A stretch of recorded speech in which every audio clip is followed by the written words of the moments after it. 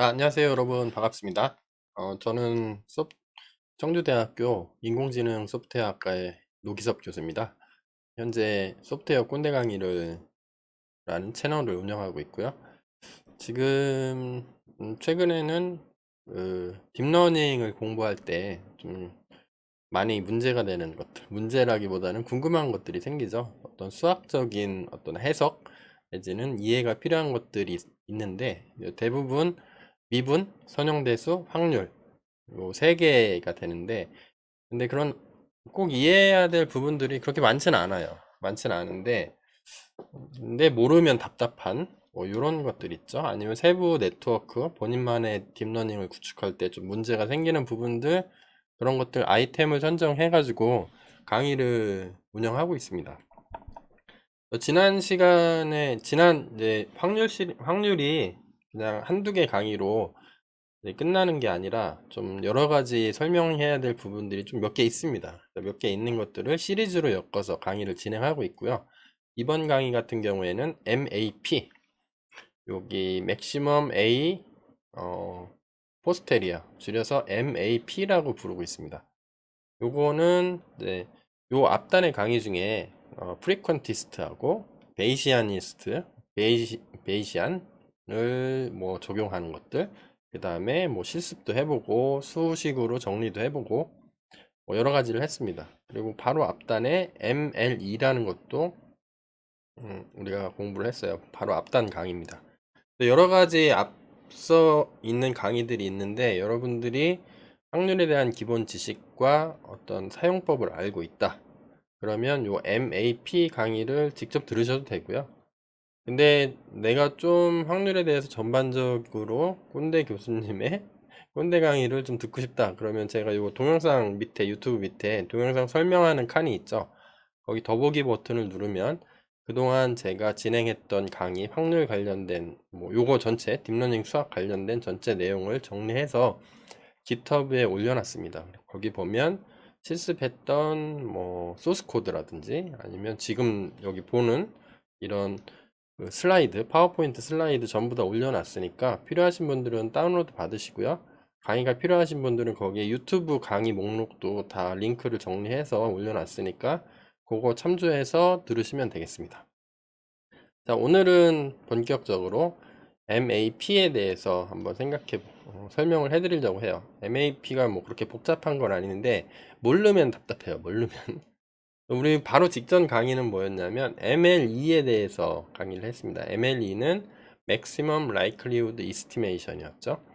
그래서 그거는 오직 목표는 하나, likelihood만 최대화하는 전략을 취한 거죠. 원래 요거를 최대화하는데 요거를 최대화하려다 보니까 베이시안 정리에 보면은 얘도 있고 얘도 있고 얘도 있어. 그래서 얘는 두 개는 고려하지 않고 분자를 중에 요놈이 있는데 얘를 likelihood라고 부른다 그랬죠. likelihood를 최대화하다 보면 얘도 최대화 되겠지. 얘만 최대화하는 겁니다. 어떤 관점이냐면 지금까지 데이터, 내가 수집한 데이터만 쳐다봤을 때 그 데이터를 기준으로 가장 잘 맞추는 파라미터를 찾겠다. 파라미터 관련된 내용은 바로 앞단에 MLE라는 강의가 있어요. 딥다이브 하는 강의가 있는데 거기에 제가 나름대로 꼰대스럽지만 재밌고 쉽게 설명한다고 해놓긴 해놨는데, 필요하시면 그거 보고 오셔야 오늘 진행할 MAP를 좀 더 쉽게 아주 부담 없이 이해하실 수가 있습니다. 저희가 추천드리는 거는 그 강의를 좀 듣고 오셨으면 좋겠다. 네, 그런 강의입니다. 그런 내용입니다. 만약에 꼰대 강의가 마음에 안 드시면 다른 강의들도 많아요. MLE 관련된 것들은. 그런 강의들을 이제 프리레퀴짓으로 선수로 듣고 오시면 좋을 것 같습니다. 다음 밑에 뭐 이런 것도 있다 그랬죠. 베이시안 인퍼런스. 지금 첫 번째, 두 번째, 세 번째인데 첫 번째는 바로 직전 강의에서 끝냈고요. 오늘 할 거는 요겁니다. 요거를 강의를 할 거예요. 요거는 레귤러리제이션이라는 어떤 페널티 펑션하고 많이 깊게 관련이 돼 있는 부분이라서 과적합을 방지하는 어떤 학습 방법 중에 하나입니다. 그리고 음, 진짜 베이시안 어프로치를 따르는, 완벽하진 않지만 어느 정도 베이시안 어프로치를 따라가고 있는 어떤 최적화 방법이라고 보시면 될 것 같아요. 요거는 풀 전체 다 따르는 거. 그래서 간단하게 좀 복습을 하자면 MLE는 요것만 likelihood만 최대화하는데 maximum A posterior, 얘가 posterior라고 부르죠. 얘가 prior. 요게 있는데 분모는 생각하지 않고 분자가 두 개가 있는데 두 개를 동시에 최적화시키겠다 라는 전략을 취하는 어떤 접근 방법이라고 볼 수 있습니다. 그리고 마지막에 뭐 있는 거는 분자에 두 개하고 분모가 하나 있는데 요 세 개를 동시에 최적화하겠다 하는 게 베이시안 인퍼런스인데 오늘은 여기에 요 두 개는 여기 판서를 좀 지워 볼게요. 요 두 개는 지우고 수식도 지우고 오늘 할 거는 간단하게 요것만 가지고 한번 설명을 깊게 딥다이브를 해보려고 그래요. 포스테리아가 여기 있다고 하고 D는 우리 고려 안 한다고 그랬어요. 이따가 이제 구체적인 설명이 나오겠지만 얘는 미리 알고 있다 이렇게 가정을 하는 겁니다. 두 개를 얘가 likelihood라고 부르는 놈하고 요 prior라고 부르는 놈을 동시에 최적화하겠다 이런 건데 얘를 빼면은 두 개만 남죠. 분자에 있는 내용만 갖다 쓴 겁니다. 대충 비슷하다. 두 개를 최대화하면 얘도 최대화 될 거다. 이런 전략인 거죠. 분모를 고려하지 않는 거는 이미 알고 있다고 가정을 한다는 겁니다. 데이터의 분포를 왜냐하면 데이터가 주어지기 때문에. 왜 주어져요? 데이터 없이 학습이 안 되잖아요. 딥러닝에서. 그래서 데이터는 다 갖고 있으니까 데이터의 출현 확률 뭐 몇 개 중에 몇 번 나타나더라 어떤 데이터는 그런 걸 알 수 있다고 가정을 하니까 얘는 그냥 생각 안 하겠다는 뜻이죠. 그리고 뭐 요 세타의 분포가 있는데 요거 프라이어죠. 프라이어. 요 세타는 정규 분포라고 우리가 가정을 해 보겠습니다. 우리 바로 앞단 강의에서 제가 잠깐 설명드렸는데 일반적으로 어떤 확률 분포를 모를 경우에는 정규 분포라고 가정을 많이 합니다. 예, 여러분, 교수님 꼰대 같은 소리 하고 있어, 씨. 그거 아니고 저는 뭐 이항 분포나 무슨 뭐 포화성 분포나 뭐 지수 분포 뭐 이런 걸 할래요. 그러면 네, 니네들 마음대로 하셔도 상관없어요. 근데 어떤 자연 현상이나 일반적으로 나타나는 것들 아니면 대수의 법칙 아니면 뭐 중심 극한 정리라는 것들도 있고 그런데 그래서 모든 분포들이 대부분 정규 분포와 비슷한 것들 분포를 띠기 때문에 정규 분포라고 가정을 많이 합니다. MAP 같은 경우에도 제가 설명할 때는 정규 분포를 가정을 해서 최종 결론을 도출하도록 할 거예요. 자, 그러면 먼저 그림으로 한번 쓱 살펴볼까요? 여러분들 그림이 좋죠? 네, 직관적이니까 이해하기 쉬우니까 쭉 살펴보면 요거 베이스 정리죠. 그래서 베이스 정리 제가 강의할 때 요 분모를 요렇게 풀어서 쓰면 요렇게 쓸 수 있다고 했어요. 두 개의 텀으로 쪼개집니다. 텀이라는 거는 항이라고 불러요. 항. 더하기나 빼기로 연결된 게 하나, 두 개죠. 두 개 텀으로 연결시킬 수가 있어요. 분자는 물론 그대로 있고요. 그림으로 살펴보면 제가 분자를 생략한다고 했는데 요거를 고려 안 해도 된다고 제가 말씀을 드렸었죠. 좀 전에 그거를 설명하기 위해서 제가 이렇게 푸는 거예요. 풀고 예제를 통해서 추가적으로 설명을 하려고 합니다. 이 슬라이드 만드느라고 엄청 힘들었어요. 여러분들 끝까지 들어주셨으면 정말 좋겠습니다. 제가 힘들잖아요. 그래서 어떤 세타의 집합이 있겠죠. 세타는 파라미터라고 그랬죠. 파라미터는 한 개 이상이죠. 한 개일 수도 있고 두 개일 수도 있고 많으면 심하면 딥러닝으로 오면 뭐 몇천 개, 몇억 개, 몇천억 개, 뭐 이 정도까지 되죠. 그거의 집합이 있고 데이터는 우리가 수집했으니까 데이터의 집합이 있죠. 요거 한번 살펴볼까요? 요거는 어떤 거죠? 세타는 빨간색이죠. 빨간색하고 세타가 주어졌을 때 요 안에서 D 그러면 이거에 동시에 발생하는 거죠. 여기 곱하기가 생략돼 있으니까 동시에 발생하는 거는 빨간 거하고 요거에 동시에 발생하는 건 요 면적이죠. 그다음에 요거는 어떻게 되죠? 요거 C라고 써놓은 거는 컴플리먼트예요. 여집합. 그러니까 세타의 여집합을 세타의 C 컴플리먼트 이렇게 씁니다. 세타의 여집합은 요 빨간 거를 제외한 모든 지역이죠. 모든 지역 중에서 D하고 D가 여기죠, 여기. 그 다음에 세타의 여집합 하고 동시에 일어날 확률은 요 부분이겠죠, 요 부분. 그래서 요 부분하고 요 부분하고 합치면 뭐가 돼요? 다시 D가 되는 거죠, D. 아이, 교수님, 너무 당연한 거 아니에요? 막 그러는데, 이게 그림으로 보면 그런데, 실제 데이터를 놓고 해석을 하려다 보면 엄청 헷갈려요. 저도 처음 공부할 때 엄청 헷갈렸고, 그리고 우리 이제 학생들도 대부분 다 이해를 하시는데, 저랑 똑같은 길을 걷고 있는, 삽질하면서 헷갈려 하는 학생들이 있어서, 이 그림으로 먼저 설명드리고, 이제 그림으로 먼저 직관적으로 알면 데이터를 이해하기 쉽기 때문에 데이터를 가지고 또 추가로 설명을 한번 해드릴게요. 자, 그래서 요 D를 찾는 거, D를 찾을 수 있으면 D를 생략할 수 있다는 거죠. 그거를 먼저 설명하려고 그래요.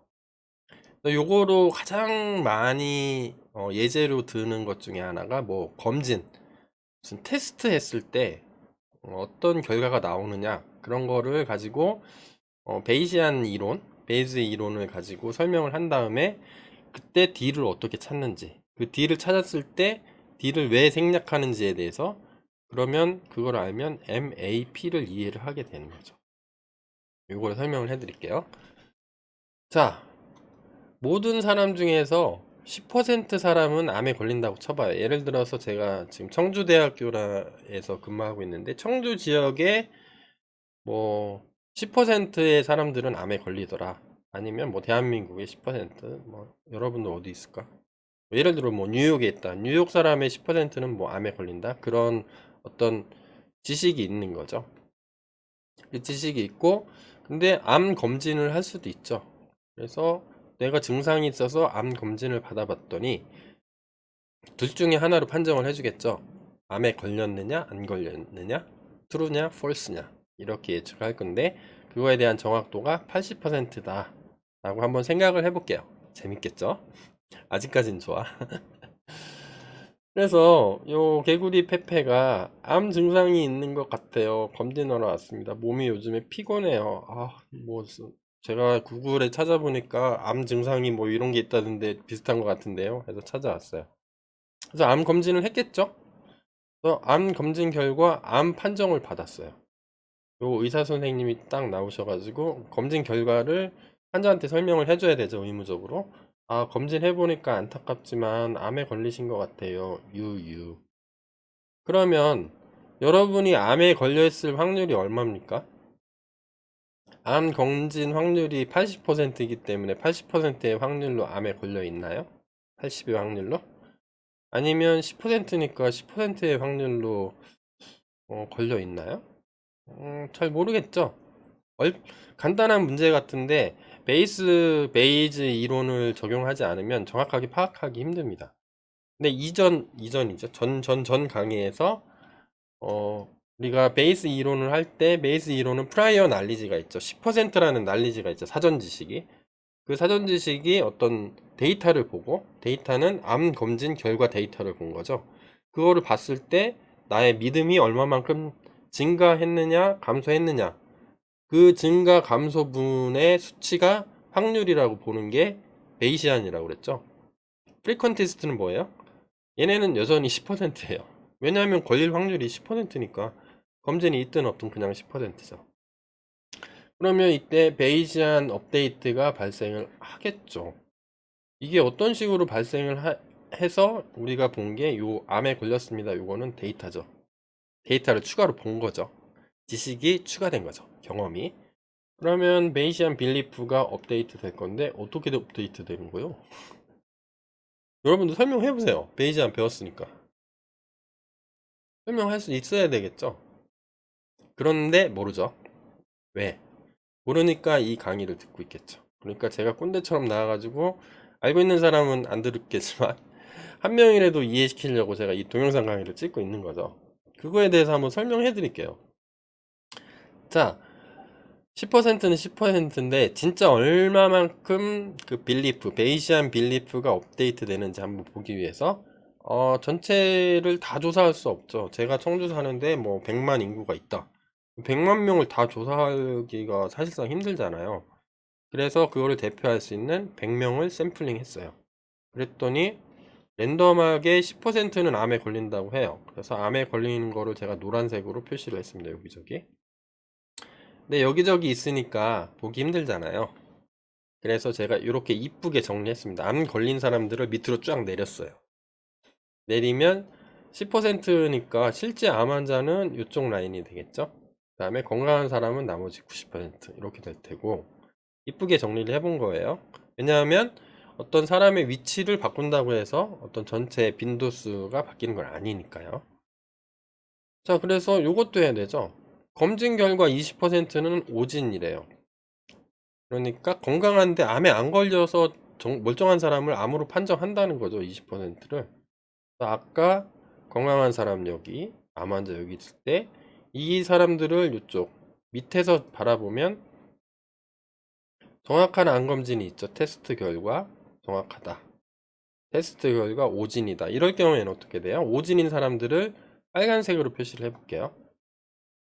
그러면 실제 암 환자인데 오진이면 뭐죠?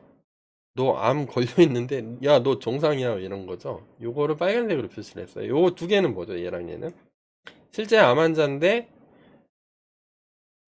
암 환자가 아닌 걸로 오진한 거죠. 약간 틀리죠. 그래서 요거를 프리시전 리콜을 설명할 때 많이 쓰는 건데 저는 베이시안의 어떤 관점으로 좀 추가적으로 설명하려고 해요. 그래서 여러분들이 프리시전, 그 다음에 리콜, 그 다음에 액큐러시 이런 개념들을 공부하실 때 나왔던 거랑 똑같은 거예요. 똑같은 건데 베이시안 빌리프 업데이트에 대해서 볼 겁니다. 요거를 알고 있으면 좀 더 이해가 쉬울 텐데 요건 기회가 되면 나중에 따로 딥러닝 쪽 수학을 할 때 말씀을 드릴게요. 자, 그러면 당신, 너, 여러분 지금 보고 있는, 네, 이렇게 손가락질 하면 안 되죠. 암에 암에 걸려 있을 확률이 얼마예요? 암에 걸릴 확률은 이렇게 구하면 되죠. 암 판정 받은 전체 인원 중에 실제로 암 걸린 인원수로 이렇게 계산을 해주면 되죠. 그러면 얘는 뭐죠? 암인데 암으로 진단한 사람하고 건강한데 암으로 진단한 사람. 암으로 진단. 그러면 암으로 판정받았다는 얘기죠. 근데 암인데 암으로 진단한 사람. 얘는 분자. 분모는 두 개의 텀으로 분리를 할 수가 있는 거죠. 아까 여집합하고 똑같은 거예요. 그러면 얘는 어떻게 될까요? 암인데 암으로 진단한 건 앞에 그림에 보면 이런 식으로 표현할 수 있겠죠. 암인데 정확한 암 검진을 한 사람. 얘가 10%였고 얘가 얼마였죠? 70%였나요? 그 다음에 얘는 이쪽 또 다른 텀은 어떻게 되죠? 이 빨간색 영역이 되겠죠? 실제로는 건강한 사람인데 오진한 사람. 얘도 어차피 암으로 진단받은 사람이죠. 잘못 진단하긴 했지만 이 두 개 더한 다음에 암인데 암으로 진단한 거 이렇게 나눠주면 되겠죠. 그러면 이게 몇 개가 돼요? 8개가 되죠. 8개가 되고 여기가 80%였네요. 80% 여기가 20% 이렇게 되니까 그러면 여기는 8개 더하기 18개 중에 8개 이렇게 하면 확률이 어떻게 되죠? 26분의 8. 그래서 제가 전자계산기로 두드려 보니까 한 30.1%가 나와요. 이게 확률이 데이터를 보고 업데이트가 된 거죠. 아까는 10%였는데 30%로 올라간 거죠. 얘가 베이시안인 거죠. 그래서 베이시안 빌리프 업데이트가 발생했는데 에비던스죠. 데이터를 보고 증거를 보고 믿음 수준이 올라갔는데 처음에 10%에서 31%로 올라갔다는 얘기가 되겠죠. 자, 그래서 이 그림을 그대로 가져오고 여기서 실제 암 환자를 X라는 이렇게 길게 쓰기 싫어가지고 제가 뭐 기호로 표현하려고 그래요. X라고 하고 x가 아닌 사람은 x의 여집합이죠. 이렇게 표현을 한번 해볼게요. 그 다음에 정확한 안검진을 한 사람은 테스트 결과 잘했다. 그래서 T라고 쓰고요. 테스트의 T. 오지는 여집합이죠. 정확한 안검진의 여집합은 T 더 파워 오브 C. 이렇게 T의 C승. 이렇게 한번 해볼게요. 그럼 이 숫자들이 어떻게 나왔죠? 한번 계산해 볼까요? 자, 이 노란 개수는 어떻게 나왔죠? 전체 인원 중에 실제 암 환자 X였죠. P의 X. 그 다음에 X 있는 확률에서 요건데 요 중에서 얘가 주어졌을 때 P의 X가 주어졌을 때 뭐죠? 테스트가 정확히 나올 확률이죠. 그게 0.8이었으니까 이런 식으로 구했어요. 그래서 구했더니 8명 나왔고 빨간색 영역 한번 구해볼까요? 얘는 어떻게 나왔죠? 전체 인원 곱하기 X의 여집합이죠. 건강한 사람 X의 여집합 곱하기 X의 여집합이면 이만큼이죠. 이만큼. 이만큼 중에 얼마만큼이에요? 요만큼이죠. 오진할 확률. 그러니까 얘는 0.2였죠. 1 빼기 0.8이면 0.2잖아요. 여집합이니까. 여러분들 여집합은 아시죠? 여집합. 여집합. 여집합을 C로 표현을 해요. 자, 그러면 100 곱하기 0.9 곱하기 0.2에서 18명, 18명 이렇게 나왔다. 네, 여기서 잠깐 짚고 넘어갈 점은, 주목할 점은 검진 종류에 따라서 요 T하고 T가 정해지고 T가 정해지면 T의 여집합도 자연스럽게 정해지겠죠. 그래서 요게 값이 르다. 근데 다르다죠, 다르다. 다른 거죠. 네, 요거는 참고로 알고 계세요. 테스트가 그게 되는 거죠. 요 세타랑 연결이 되는 거죠. 파라미터.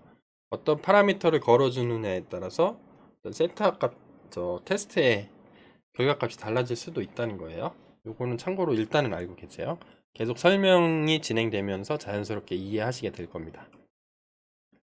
자, 요 그림을, 요 앞에 있는 그림, 요거랑 요거 다시 요거 뒤쪽으로 가져온 겁니다. 요거 좀 전에 우리 계산했던 거 확률 이렇게 계산했죠? 이렇게 계산했고. 자, 그러면 아까 구한 확률은 어떻게 구했죠? 어떤 테스트가 있을 때 X 1 확률이죠. 어떤 테스트를 했는데 암이라고 할 확률 이렇게 되는 거죠. 그거는 요거 곱하기 요거죠. 분자에 얘 이렇게 보내고 얘 이렇게 해서 여기 쓰고 그 다음에 얘는 얘죠. 다시 이렇게 쓴 거예요. 말 되죠? 그러면 제 판서를 잠깐 지워볼까요? 음, 그러면 어떻게 되냐? 여기가 공통이니까 약분해서 날려버릴 수 있죠. 날려버린 다음에 얘를 다시 쓰면 이렇게 쓰여질 겁니다. 자, 그러면 우리가 여기서 이거를 구했잖아요. 이거 분자를.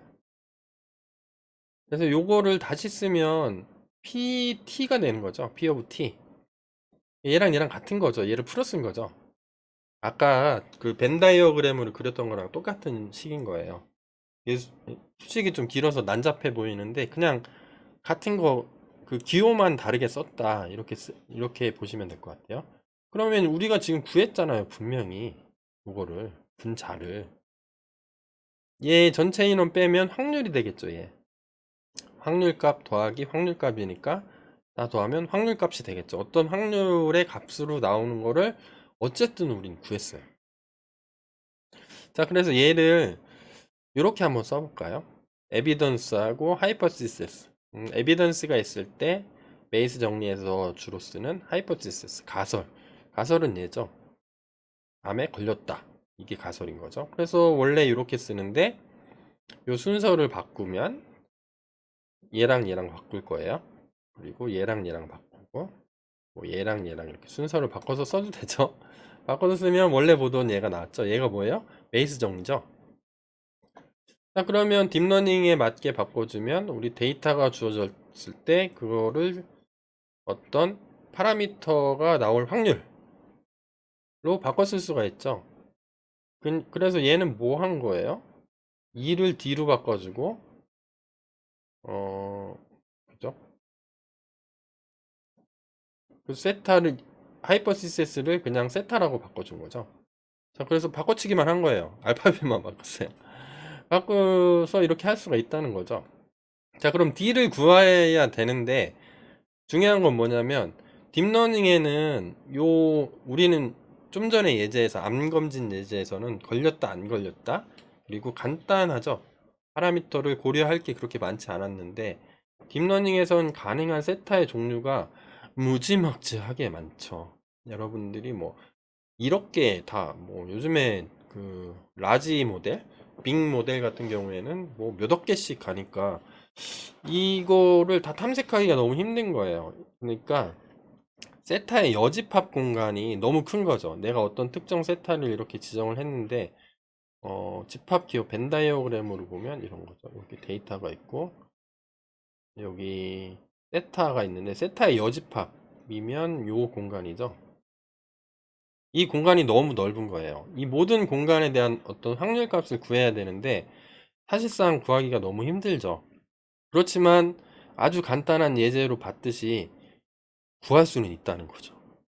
어떤 값으로 나온다는 거예요. 그래서 하지만 어쨌든 구할 수 있다. 결론은 어떤 숫자 값으로 존재한다는 것이 중요하겠죠. 그러면 어떻게 하면 돼요? 얘는 잘 구하기 겁나 힘들어. 구하면 좋을 것 같은데 구하는 게 너무 힘든데 어쨌든 값은 있어. 값은 있으니까 이 주어진 값이다 이렇게 보겠다는 거예요. 그러면 더 이상 신경 안 쓰고 요 값은 주어질 테니까 신경 안 쓰고 요 두 개만 생각할게. 얘가 MAP입니다. 본격적으로 MAP를 시작을 해보면 MLE는 요 likelihood만 최대화를 했었죠. 그럼 MAP는 뭐죠? 다시 한번 하면 프라이어까지 같이 최대화를 하는 건데 얘가 프라이어라고 했고 얘가 likelihood라고 했죠. 얘는 어쨌든 암검진의 예제로 봤을 때 구할 수는 있으니까 어떤 값이라는 거죠. 스칼라 값으로 나오겠죠. 어떤 하나의 값으로 나와 있으니 얘는 나올 테니까. 그리고 얘가 주어지니까 얘는 나온다. 그러니까 요거 하는 것보다 얘까지 같이 하면 더 좋다. 이런 거. 왜 좋아? 아직 설명 안 했어요. 그거를 대충 감 잡고 있으면 여러분들은 이미 딥러닝 세계에서 최강자가 돼 있는 거죠. 잘 모르면 저랑 같이 한번 리뷰를 해보시면 돼요. 자, 요게 사전 지식이라고 그랬어요. 우리 암 검진으로 보면 평균적으로 한 10%는 암에 걸리더라. 요게 사전 지식이죠. 요 사전 지식의 확률도 최대화 시킨다는 건데 그러면 얘를 알고 있으면 좋은 점이 도대체 뭐야? 이런 거죠. 좋은 점을 제가 고민을 하다가 만든 예제가 결론부터 얘기하면 오버피팅이 줄어드는 게 최대 강점이에요. 오버피팅은 얘가 데이터만 보는 거니까 데이터만 잘 맞추려고 너무 공부를 열심히 했더니 다른 변형된 문제가 나왔을 때 못 풀더라. 그게 오버피팅이 되는 거죠. 모든 머신러닝에는 오버피팅에 문제가 있습니다. 왜? 데이터 기반으로 학습을 하니까 정답을 모르는 거예요. 세타가 어떤 분포를 갖고 있는지. 다만 데이터를 기반으로 해서 찾는 거죠. 찾았는데 그게 정확한지는 모르는 거죠. 그래서 오버피팅은 피할 수가 없다. 그림으로 한번 살펴볼까요? 요게 관역이에요. 직사각형 관역이 있는데 화살을 막 쐈더니 이렇게 막 찍혔어요. 그러면 사람들은 어떻게 예측을 할까요? 얘는 중앙이 여기구나. 여기를 중심으로 해서 어떤 데이터의 분포가 생기는구나. 이런 분포가 되겠죠. 여기가 중앙이라고 하면 중앙에는 값이 많고 주변에는 적구나. 뭐 이런 형태의 데이터가 생기겠죠. 그래서 평균은 여기고 얼마만큼 흩어졌나 봤더니 그거는 표준 편차로 표현을 하죠. 이렇게 예측을 할 거고 다음에 어떤 값이 딱 들어오면 이 평균을 기준으로 어떤 뭐 예를 들어서 여기에 있는 값이 오면 여기서 찾은 평균과 표준 편차를 이용해서 뭐 여기 있는 값이 들어오면 확률은 이거야 라고 예측을 한다는 거죠. 근데 이거는 뭐죠? 순전히 데이터만 본 거죠. 근데 이런 경우, 이 황당한 경우가 있는 거죠. 똑같은 그림이에요. 똑같은 점 제가 복사해서 붙였는데 요거라고 이 분포의 중앙이 여기고 이거를 기준으로 이렇게 퍼져 있고 중앙에 많이 들어 있고 퍼져 있구나 이렇게 생각해서 이걸로 다 파라미터를 세팅을 했어요. 했는데 나중에 알고 봤더니 관역이 여기 있는 거예요. 그러면 이런 식으로 예측을 하면 관역이 이쪽에 다 맞겠죠. 이쪽에.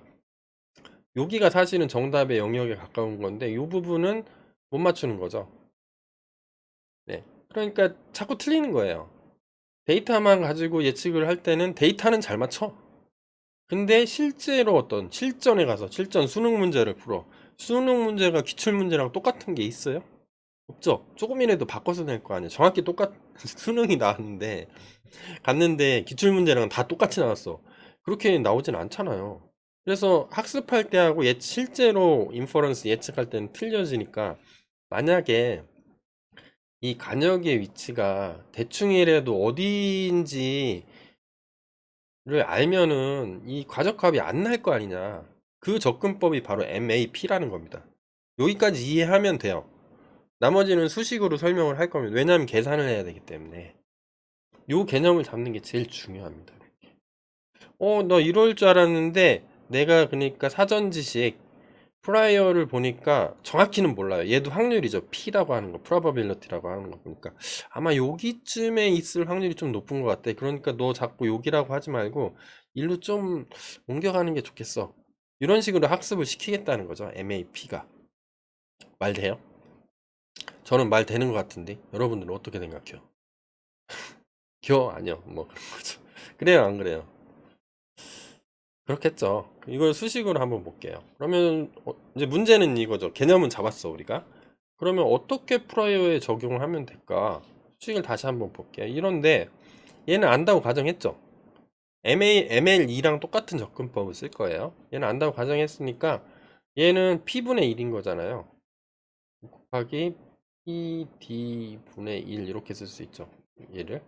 얘를 그냥 어떤 상수값이라고 가정을 하고 뭐 에타 이렇게 쳐볼게요. 뭐 알파라고 하든가 베타라고 하든가. 네, 에타라고 표현을 많이 하니까 에타라고 쓸게요. 쓰면은 수식이 이렇게 바뀌죠. 자, 그러면 우리 로그 라이클리후드의 접근법을 그대로 쓰면 돼요. 자, 그래서 근데 저거가 필요하죠. 가정이 프라이어라는 게 있는데 저 실제 관역이 어디 있는지는 잘 몰라. 근데 한 80%의 확률로 저기쯤 있을 것 같아. 그럼 그거를 반영하겠다는 거죠. 그래서 그 떨어져 있는 거 중심으로부터 얼마나 떨어져 있는데 어느 정도의 확률로 떨어져 있냐. 힘들죠. 네. 그래서 어떤 확률 분포가 있을 거라는 얘기죠.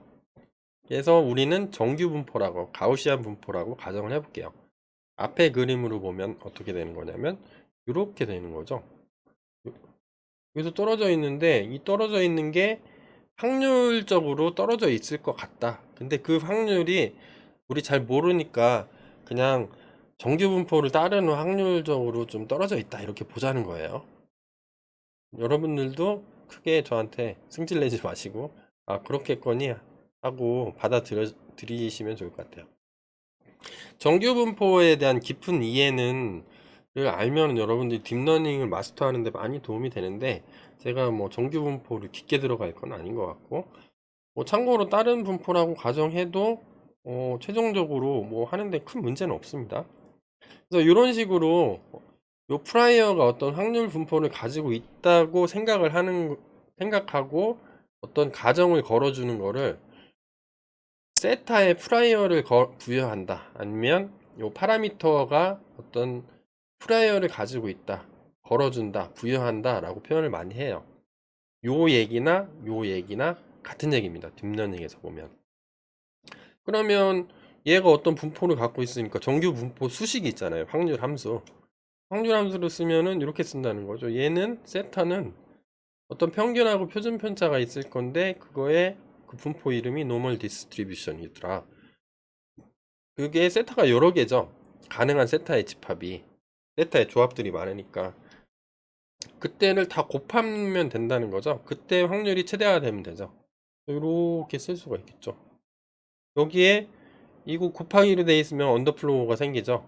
0에서 1 사이의 값을 계속 곱하면 계속 0에 가까워져서 나중엔 컴퓨터가 계산할 수 없는 정도로 작은 0에 가까워지는 거죠. 그래서 오버플로우가 발생을 할 수 있으니까 양변에 자연 로그를 취해 주는 거죠. 이렇게. 그러면 곱하기가 더하기로 바뀌고, 그다음에 이거 수식 정리하는 거 이 앞단 강의에 있는데, 이 마이너스를 앞으로 빼면 정리하면 이렇게 나와요. 그래서 모든 세타에 대해서 뭐 예를 들어 세타의 종류가 K개가 있다. 모든 K개에 대해서 이 수식에 대입해서 정리하면 된다는 거죠. 이거를 최대화하면 되죠. 그러면 이렇게 쓸 수가 있겠죠. 얘가 얘니까 얘를 최대화하는 거니까 얘가 최종적으로는 얘가 된 거죠. 얘를 최대화하면 되잖아요. 그러면 얘는 상수라 그랬어요. 시그마하고 파이 얘 상수예요. 찍을 때 정해주는 거. 파이 3.14는 모든 확률의 값을 더하면 1이 되게 하는 노멀라이제이션 하는 거예요. 확률 어떤 분포 정규 분포가 있을 때 요 면적이죠. 요 면적을 다하면 모든 확률의 합이 1이 나와야 되죠. 그걸 하려다 보니까 파이가 들어간 거고, 요 시그마는 어떤 요 분포 얼마나 흩어져 있는지를 반영하다 보니까 뭐그 정규 분포 만드시는 분들이 여기에 추가를 한 거예요.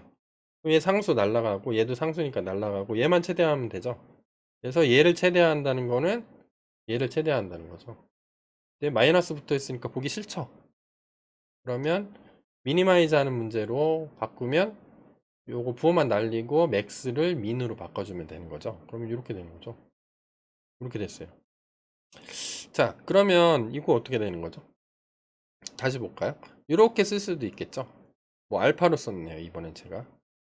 자, 그러면 얘를 다시 쓰면 이렇게 된다 그랬죠. 그래서 이렇게 쓰면 얘 이렇게 나오고 얘 두 개로 나눠서 떨어지죠. 더하기로 바뀌죠. 요 곱하기는 더하기로 바뀌죠. 로그 함수에서. 자, 그럼 아그맥스 하는 거니까 이렇게 쓴다 그랬고, 그러면 요거 다시 쓰면 이렇게 쓸 수 있죠. 베타. 이렇게 쓸 수 있잖아요. 네. 그러면 아그맥스 요거를 요거를 이렇게 쓴 거니까, 그러면 원래는 요거였어요. 근데 얘까지 같이 고려하다 보니까 뭐가 들어온 거예요? 얘가 생긴 거죠. 얘는 어디 있어요? 지금? 바로 앞 슬라이드에 있는 거죠. 얘. 얘가 되는 거죠, 얘. 얘가 추가로 텀이 하나 더 들어간 거예요. 더하기 텀이. 앞에서 썼던 수식을 제가 그대로 여기다가 갖다가 놓은 겁니다. 여기다가. 원래는 유도를 하면 ML2에서는 얘만 썼어요. 근데 MAP로 쓰면 뭐가 더 추가된 거예요? 얘가. 관역의 위치를 대충이라도 어떻게 한번 찾아보자 이런 거죠. 그래서 얘도 날릴 수가 있죠. 아니면 얘를 그냥 상수, 또 다른 상수 뭐 알파라고 예를 들어봐요. 그러면 알파 이렇게 치고 이렇게 하면 좀 더 깔끔하게 쓸 수가 있겠죠. 이해되세요? 요거 이해 안 되신 분은 바로 앞전 ML2 강의를 들으시면은 ML2 강의 최종 결론이 얘였어요. 얘. 실제 값에서 예측한 값을 뺐는데 그 뺀 값을 다 더한 거를 최소화하는 거. 실제 값에서 예측한 값을 뺐다는 건 뭐죠? 오차죠. 부호가 사라지니까 제곱하면 다 양수로 바뀌면서 전부 다 더했는데 그게 전체 에러가 되는 거죠. 전체 오차. 그 오차를 미니마이즈 하는 세타를 찾아라죠. 그러면 얘는 하나 더 들어갔다고 그랬어요. 어떤 세타의 평균하고 세타의 어떤 값들이 있을 텐데 그거를 똑같이 한 거죠. 다 더한 값을 최소화하는 거죠. 최소화하는 세타가 있는 거죠. 여기도 세타가 들어가고 여기도 세타가 영향을 미칠 테니까. 자, 그래서 얘를 간단하게 한번 써보면 이렇게 쓸 수도 있다라는 거죠. 요 세타, 뮤 세타는 평균이죠. 뮤가 평균이니까 어떤 세타를 파라미터를 갖는 어떤 값이 있는데 이거의 평균이 뮤 세타라고 표현을 한 거예요, 제가. 그럼 세타 i가 있는데 이거를 다시 쓰면 이렇게 쓸 수도 있다는 거죠. 얘는 어떤 하나의 값으로 나와야 되거든요. 그래서 얘가 평균 값이라고 했을 때 세타 i는 예를 들어 세타가 파라미터의 집합인데 1차 함수는 뭐 a, b 이렇게 있는 거고 정규 분포는 세타가 뮤하고 시그마가 있는 거. 시그마 제곱이죠, 정확히 얘기하면. 근데 딥러닝에서는 몇 개가 있는 거예요, 얘가? W11, 뭐 W12 쭉 해가지고 몇 개? 이렇게 했는데 얘가 뭐 이렇게 있을 수도 있죠. 그러면 얘는 어떤 값들이 쭉 담겨져 있으니까 벡터인 거잖아요. 그죠? 벡터죠. 벡터는 뭐죠? 어떤 값들이 여러 개 있는 것들을 벡터라고 하죠. 이렇게. 이런 벡터의 자료 형태하고 어떤 뮤라는 어떤 값하고 빼기를 못 하잖아요. 빼기를 브로드캐스팅해서 할 수 있는데 벡터는 크기와 방향이 있죠. 예를 들어서 1,2다. 그러면 x축, y축하고 여기 1, 2 여기에 점이 찍히는 거죠. 1,2 방향이 생기잖아요. 방향 이 스칼라 값하고 직접 계산하기 힘드니까 그때 요거를 표현하기 위해서 다만 뭘 쓰는 거예요? 얘를 쓰는 겁니다. 이거를 L2 놈이라고 하는데요. L2 놈. 놈을 혹시 모른다면 요거 벡터 시간에 제가 딥러닝 수학 시간에 설명할 건데 뭐냐면 쉽게 얘기하면 어떤 값들이 있어요. x1 뭐 벡터인데 x1, x2 쭉 있어요. xn까지. 그래서 이거를 표현하는 어떤 값을 찾고 싶으면 어떻게 하냐면 다 제곱을 해주면 제곱해서 더해요. 이렇게 쭉 x 더하기 xn의 제곱 다 더한 다음에 루트 씌운 겁니다. 얘를 L2 놈이라고 불러요. 제곱했자 L2 절대값 하면 L1 다 3승해서 더하면 L3 3승해서 하면 세제곱근을 넣어주고 4승할 수도 있습니다. 4승 그러면 여기 루트에 여기 4승 근데 제곱을 많이 쓰죠. 일반적인 루트를 많이 쓰니까 이런 거를 요게 세타라고 하면 이렇게 이런 식으로 구한 거를 표현할 때는 놈이라고 표현하고 요 짝대기 두 개 있죠. 절대값 이중 절대값 이렇게 쓰고 L2 놈이다 이렇게 씁니다. 근데 요거를 제곱한 거예요. 이렇게 제곱 그러면 하나의 값으로 떨어지죠. 더하기 하면은 다 제곱해서 더한 다음에 루트 씌우면 얘는 어떤 하나의 숫자 값이 나올 거잖아요. 그래서 얘에서 얘를 뺀 다음에 뭐 제곱을 해준 다음에 놈으로 처리를 하겠다는 거죠. 어떤 세타의 놈으로.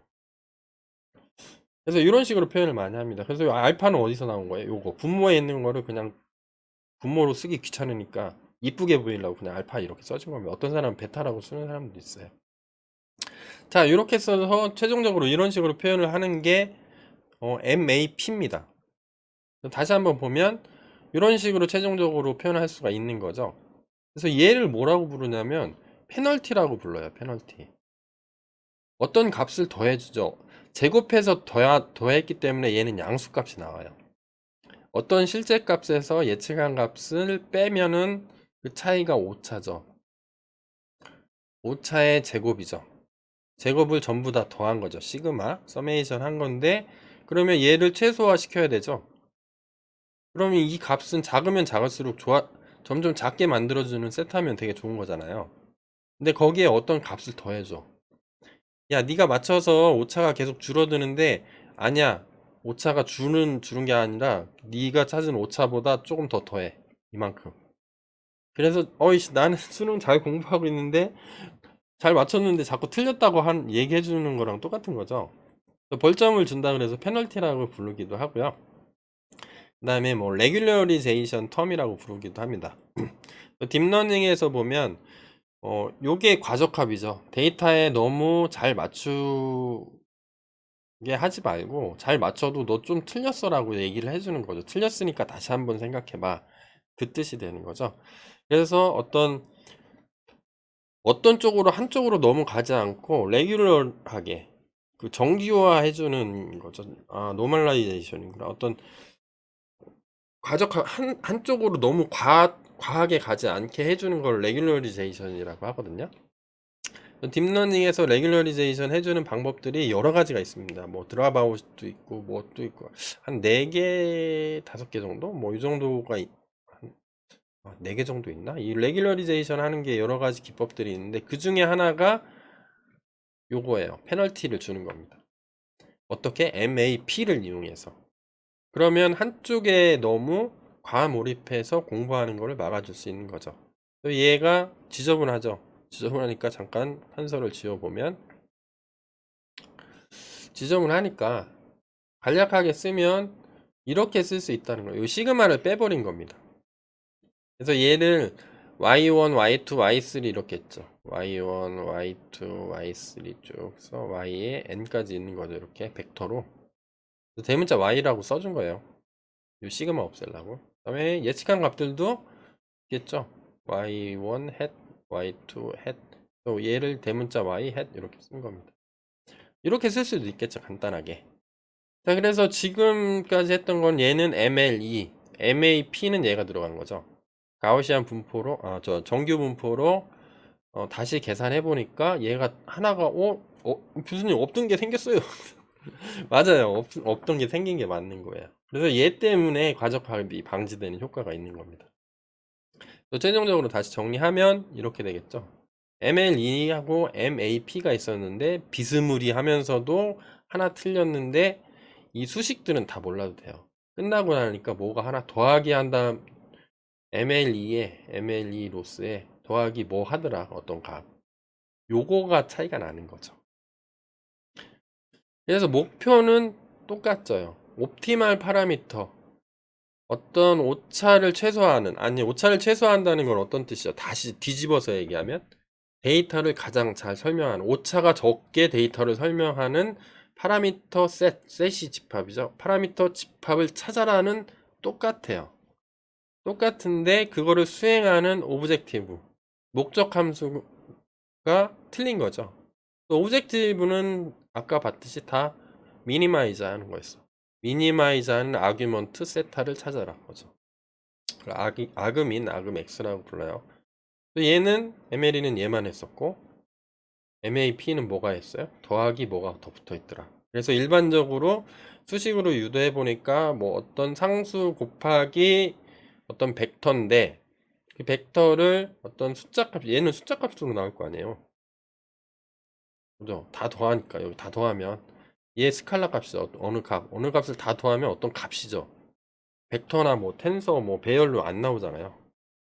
그거를 만들기 위해서 놈이라는 놈이 있다는데 가장 많이 쓰는 L2는 벡터에서 제일 많이 쓰는 제곱 모든 요소를 다 제곱한 다음에 더하고 루트 씌워준 거를 쓰더라. 근데 수식의 제곱으로 있어서 제곱이 들어가 있더라. 원래는 L2놈은 이렇게 씁니다. 얘를 하도 많이 쓰니까 생략하는 사람들도 있어요. 근데 명확하게 하려면 여기 써주는 게 좋죠. 이거를 제곱해줬다. 이렇게 되는 거죠. 얘가 그래서 MAP예요. 그래서 지금 다 한 거죠. 맨 앞에 했던 대로 한번 돌아가 볼까요? 길고 긴 것들을 돌아서 왔는데 여기 보니까 이렇게 돼 있죠? 원래는 원래는 뭐죠? 이렇게 돼 있었는데 얘만 했었는데 얘까지 고려해서 어떤 프라이어를 걸어서 정규 분포라고 가정해서 쭉쭉쭉 유도해 보니까 최종적으로는 뭐가 나왔던 거예요? 얘가 나왔던 거예요. 얘가. 요게 MAP라고 보시면 됩니다. 지금 이제 강의를 마무리 할게요. 제가 지금까지 50분 가까이 목이 터져라 외친 거는 뭐죠? 베이스 정리해서 분자를 구성하는 게 likelihood하고 프라이어라는 놈이 있는데 프라이어는 세타의 확률이죠. 그래서 likelihood 업데이트 하면서 프라이어까지 같이 업데이트 하는 거를 가정을 걸어준 거죠. 정규분포라는 가정을 걸어서 중간에 수식은 몰라도 돼요. 그거는 수학 잘하는 애들 아니면 차분한 학생들이 쭉쭉쭉 풀어서 증명해주면 되니까 쭉쭉쭉 풀어서 해봤더니 어떤 텀이 하나 더하기가 하나 더 붙더라. 나중에 최종적으로 했더니 근데 그거를 레귤러리제이션 텀이라고 부르든가 아니면 벌칙을 주기 때문에 에러의 점수가 더해지는 거죠. 에러는 적어져야 되는데 에러가 자꾸 더해져. 그러면 학습을 잘하고 있다고 판단을 안 하고 잘 맞추더라도 어느 정도 틀리고 있다고 예측을 하기 때문에 데이터에 과몰입하는 것들을 막아줄 수가 있다. 그래서 최종적으로 나온 거는 요 수식이더라. 요거를 알고 계시면 됩니다. 요거를 정확히 이해하고 그래서 딥러닝 수식 보면 더하기 하고 뭐 이렇게 써 있는 것들이 많아요. 학생들 보면서 안타까운 것들이 이런 게 있거든요. 이런 거. 요거를 이해를 못해요. 뭔지. 그래서 내가 야, 뭐 베이스 정리 몰라? 그러면 저 베이스 정리 알죠? 외워서 쓰는 건 알죠. 근데 야 이게 베이스 정리해서 나온 거야. 프라이어를 추가해 준 거야. 그러면 어 그때부터 학생들이 멘붕입니다. 교수님 프라이어 뭐라 너 프라이어 얘기했잖아. 그럼 그게 왜 이거예요? 어떤 거에 이게 제곱의 제곱은 뭔가 이거를 못 읽는 거예요. 더 중요한 거는 얘가 왜 들어가 있는지에 대한 원인을 파악해야 되는데, 그래서 이런 형태의 수식이 있는 걸 보면 뭘 알아야 돼요? 이 딥러닝을 설계한 사람은 어느 정도 가적합이 일어날 거를 대비해서 요거를 더하기를 해줬구나. 더하기를 해준 거는 굳이 써놓지 않아요. 논문 같은데. 왜냐면 다 알 거라고 생각하니까. 근데 우리 알았었나요? 저도 몰랐어요, 처음에. 이거를 누군가 설명을 해줘야 될 거 아니야. 그래서 제가 꼰대가 되기도 한 거죠. 이렇게라도 설명을 하자, 이렇게. 여기까지 살펴봤고요. 이제 남은 거는 뭐 베이시안 네트워크하고 뭐 KL 다이버전스 뭐 이 정도가 남았을 것 같은데, 확률에서는 거의 다 왔어요. 여기까지 들었으면. 여기까지 이제 이해가 안 되시면 복습하시고 슬라이드 제가 올려놓을 거니까 슬라이드 한번 보시고 그러면은 MAP로 확실히 잡을 수가 있습니다. 그래서 여러분들 MAP까지 잡고 딥러닝으로 들어가야 돼요. 자, 오늘 수업은 여기까지 하겠습니다. 여러분들 오늘 긴 강의 이거 짧게 끝내려고 그랬더니 되게 오래 걸리네. 긴 강의 들으시느라고 고생하셨어요. 자, 여기서 강의 마치도록 하겠습니다. 감사합니다.